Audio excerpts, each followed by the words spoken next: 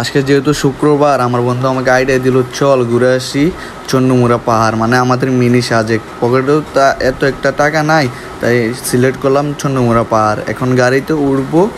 এই আমাদের প্রিয় আমরতলি বাজার, এখানে আমরা থাকি, এটাই আমাদের গর্ব, আমাদের আমরতলি বাজার। আমরা আমরতলি বাজার থেকে চন্ডমুড়া ভাড়া হচ্ছে মাত্র 20 টাকা। এখন গাড়ি আসছে, আমরা গাড়িতে উঠে পড়লাম চন্ডমুড়ার উদ্দেশ্যে।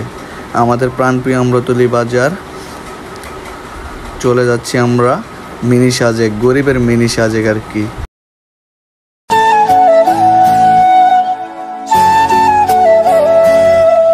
হঠাৎ করে দেখা মিলল আমাদের প্রাণপ্রিয় স্কুল আমরতলি সিআইলি উচ্চ বিদ্যালয়। যাই হোক, এখন আমরা রওনা দিচ্ছি চন্ডমুড়া পাহাড়ের উদ্দেশ্যে।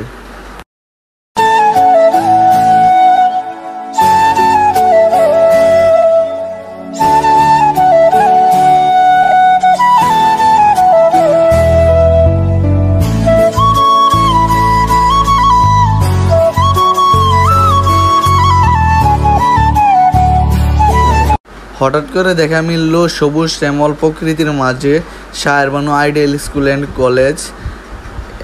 এটা তো সবাই জানেন, বরুড়ার মাঝে অবস্থিত অনেক উন্নত একটি স্কুল অ্যান্ড কলেজ। হঠাৎ করে চন্ডমুড়া আসার আগে দেখলাম পাহাড়গুলো আকাশের দিকে উঁকি দিয়ে মিলে আছে, আর রোডের চারদিকে গাছপালা, সবুজ শ্যামল প্রকৃতির মাঝে মনটা জুড়িয়ে গেল। চন্ডমুড়া প্রায় আর অল্প একটু, আমরা এখনই চন্ডমুড়া চলে যাচ্ছি। আর আমাদের এটা গাড়ি নয়, এটা বগদাত, এত স্পিডে চলে গাড়িটা।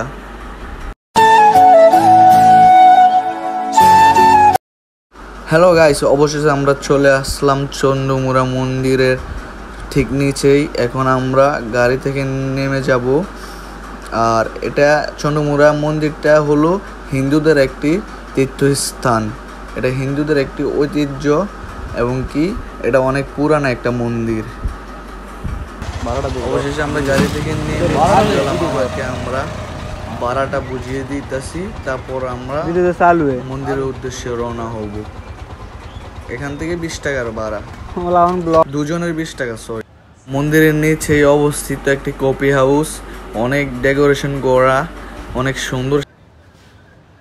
অবশেষে আমরা সিঁড়ি বেয়ে উপরের দিকে চলে যাচ্ছি।